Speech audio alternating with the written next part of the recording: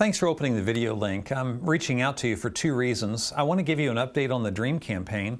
More importantly, I want to ask you for a prayerful response to the DREAM campaign in your own life and just ask you to make that a priority at this time.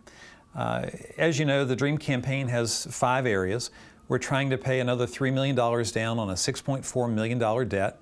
That'll place that debt in a space where our operating budget will be able to handle it and really secure a financial future in a new way.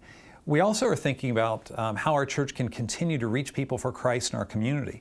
We want to start another restoration campus out in Loudoun County, and I believe that can have the same success that our Restoration Reston campus has had. We also want to reach students and children, and so we want to focus on those ministries in different ways with this campaign. The vitality of Floris has always been our capacity to reach younger families and young adults, and focusing on children and students is just a really important thing, both for those families, but also for the lives of the children and the students as they grow older. We want them to know Christ and love Christ in that time of their life, so that they'll continue to do so as adults.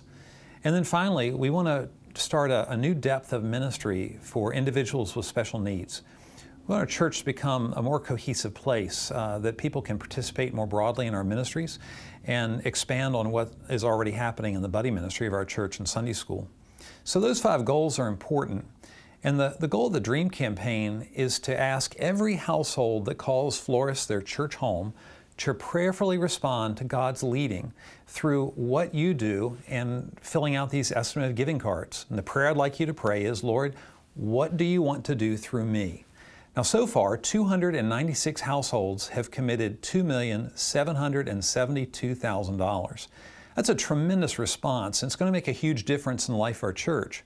But to fully fund all the initiatives I just described and that were available in the brochure that you can find online or that you were given in church, we're going to need another 104 families to fill out those cards and tell us what their gifts will be. Friends, I know we can reach that goal because we've done it in the past. We had a really successful Imagine campaign. We've had other campaigns in the past.